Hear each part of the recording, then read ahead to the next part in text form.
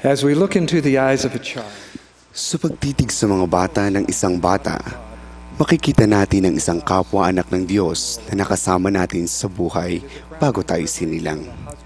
Dakilang pribilehiyo ng isang mag-asawang maaring magkaanak na maglaan ng katawang tao para sa mga espiritong anak ng Diyos. Naniniwala tayo sa mga pamilya at sa mga bata. Kapag isinilang ang isang bata sa isang mag-asawa, tinutupad nila ang bahagi ng plano ng ating Ama sa Langit na maghatid ng mga bata sa lupa. Sabi ng Panginoon, ito ang aking gawain at aking kaluwalhatian. Ang isa katuparan ang kawalang kamatayan at buhay na walang hanggan ng tao. Bago maging immortal, dapat munang maging mortal. Ang pamilya ay inorden ng Diyos. Mga pamilya ang pinakamahalaga sa plano ng ating Ama sa Langit, dito sa lupa at sa buong kawalang hanggan. Matapos ikasal sina Adan at Eva, nakasaad sa banal na kasulatan, at sila'y binabasbasan ng Diyos. At sa kanilang sinabi ng Diyos, kayo'y magpalaanakan at magpakarami at kalahatan ninyo ng lupa. Sabi ng mga propeta at apostol sa ating panahon, ang unang kautusan na ibinigay ng Diyos kina Adan at Eva ay tungkol sa kanilang posibilidad bilang mag-asawa na maging magulang. Ipinahayag natin ang kautusan ng Diyos na magpakarami at kalahatan ng lupa ay nananatiling may bisa. Ang utos na ito ay hindi nalimutan o naisantabi sa ang simbahan ni Jesucristo ng mga banal sa mga huling araw. Labis nating pinasasalamatan ang malalaking pananampalataya ng mga asawa, lalo na ang ating asawa, sa kagandahan natin ng magkaanak. Kung kailan ka mag-anak, kung kailan anak ay desisyon ng mag-asawa at ng Panginoon. Sagrado ang mga desisyong ito, mga desisyong dapat gawin ng may taos sa panalangin at malaking pananalig. decisions that should be made with sincere prayer and acted on with great faith.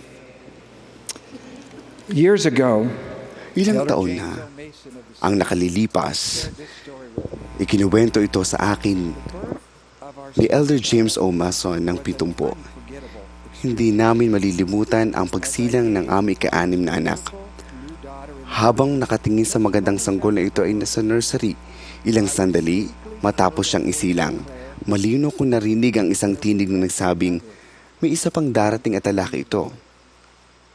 unwisely.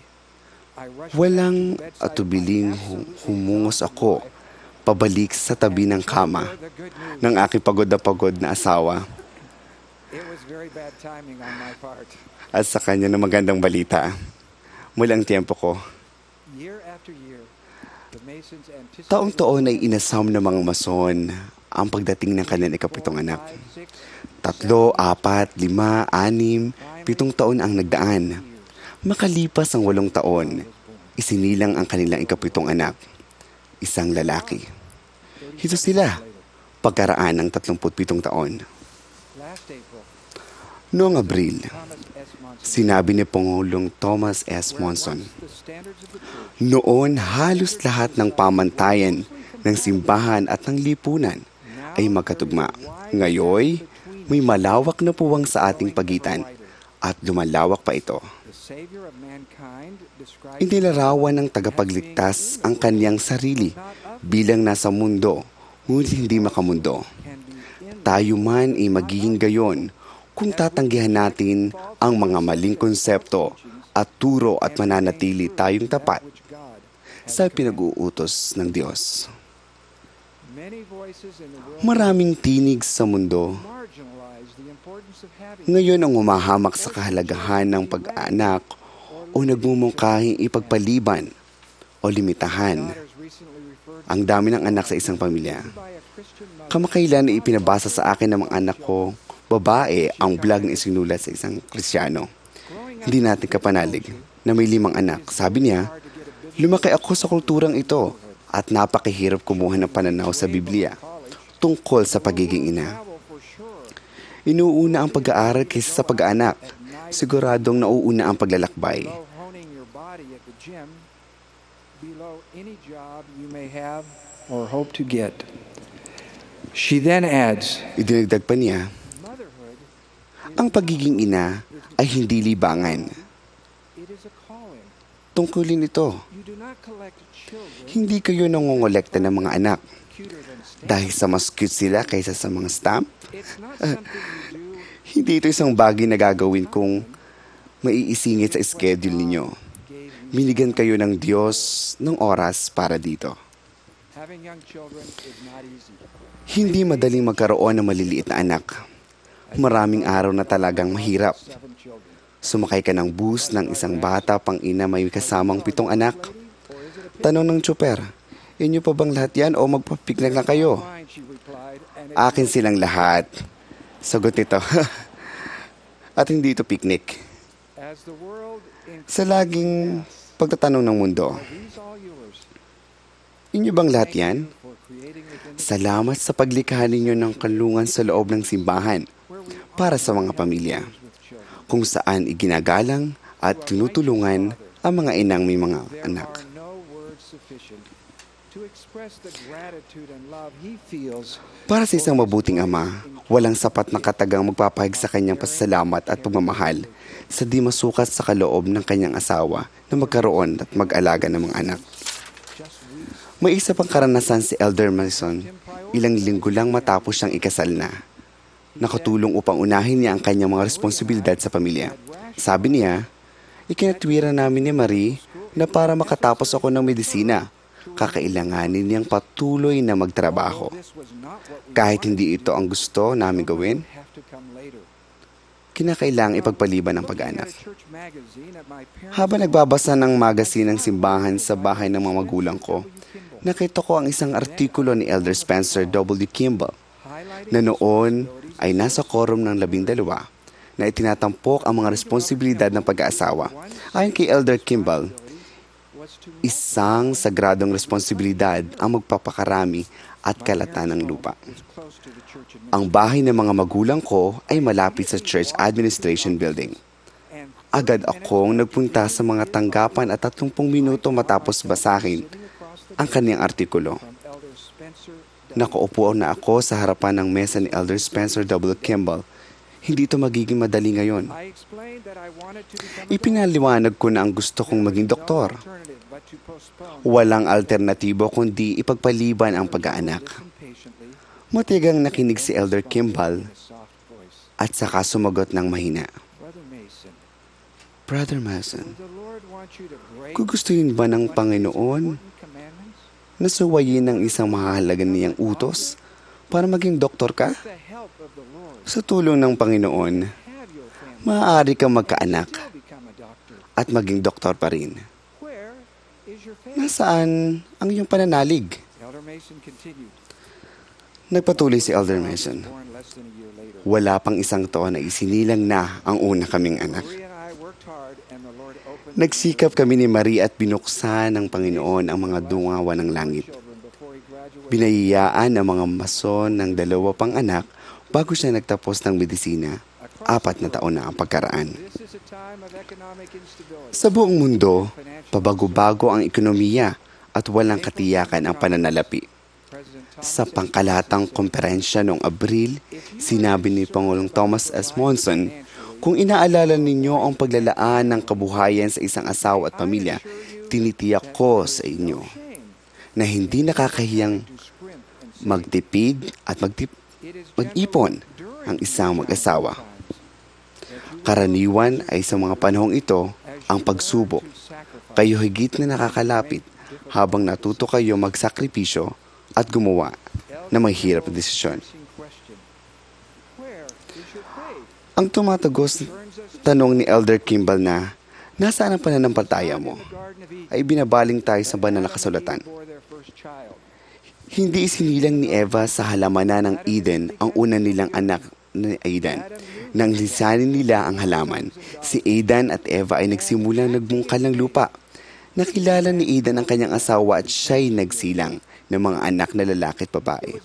At sila, sa pananalig ay nagsimulang dumami at kinalatan ng lupa. Hindi sa kanilang tahanan si Jerusalem na may pinto, pilak at mga mamahaling bagay. Isinilang ni Saraya sa pananalig ang mga anak ni Lehi, sina Jacob at Jose. Sa ilang lugar na iyon, sinabi ni Lehi, ng anak niyang si Jacob ang aking pangalan ng mga araw ang aking paghihirap sa ilang. Sinabi ni Lehi kay Jose, ikaw ang isinilang sa ilang sa aming kahirapan. Oo, sa mga araw ng aming pinakamasiding kalungkutan ay dinala ka ng iyong ina.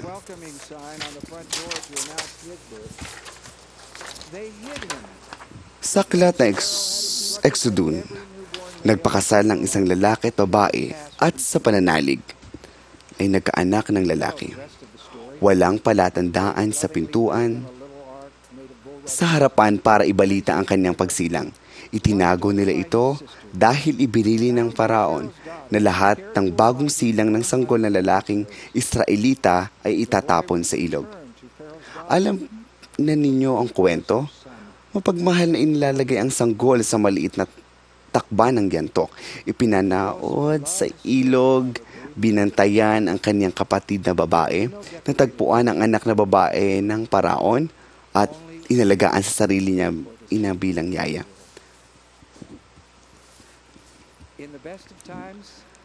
Sa napakagandang kwento ng pagsilang ng isang sanggol, walang pinalamuti ang silid ng bata o magandang kuna, isang sabsaban lamang para sa tagapagligtas ng mundo. Realizing the decision of how many children to have and when to have them is between a husband and wife and the Lord. Sumulong tayo ng may pananampalataya, batid ang desisyon kung ilang anak at kailan tayo mag-aanak ay desisyon na ito ng mag-asawa at ng Panginoon. Ang pagkakaroon ng mga anak ay isang maselang paksa na maaring masakit para sa mabubuting babaeng walang pagkakataong mag-asawang at magkapamilya. Kayong mararangal na babae, batid ng ating Ama na sa langit ang inyong mga dalangin at naisin. Nagpapasalamat kami sa inyong pambihirang impluwensya pati sa pagtulong ng may pagmamahal sa mga batang nangangailangan ng inyong panalangin at lakas. Ang pagkakaroon ng mga anak ay isang paksang maaring makasama ng loob ng mabubuting mag-aasawang nagpakasal at nalaman na hindi sila magkakaroon ng mga anak na kanilang pinanabikan o mag-asawang planong magkaroon ng malalaking pamilya ngunit kakaunti ang anak. Hindi natin lagi maipapaliwanag ang mga paghihirap natin sa buhay. Kung minsan ay parang hindi patas ang buhay, lalo na kapag ang pinakamalaking hangarin natin ay sundin ang mismong utos ng Panginoon. Bilang lingkod ng Panginoon, sinusiguro ko sa inyo na ang pangakong ito ay tiyak. Ang matatapat na miyembro na dahil sa sitwasyon ay walang mga pagpapala na walang hanggang kasal at hindi naging magulang sa buhay na ito ay tatanggapin ang lahat ng ipinangakong pagpapala sa mga kawalang hanggan. Tinupad nila ang mga tipang ginawa nila sa Diyos. Nagkwento sa akin si Pangulong J. Scott Dorius ng Peru, Lima West Mission. Sabi niya 25 taon na kami kasal ni Becky at hindi kami nagkakaanak o nag-ampon. Ilang beses kami lumipat. Ang magpakilala sa bawat bagong lugar ay nagkakaasiwa at kung minsan masakit. Nagtataka ang mga miyembro ng ward kung bakit kaming mga anak, hindi lang sila nagtataka. Nang matawag akong bishop, nag-alala ang mga miyembro ng ward dahil kaming karanasan sa mga bata at teenager.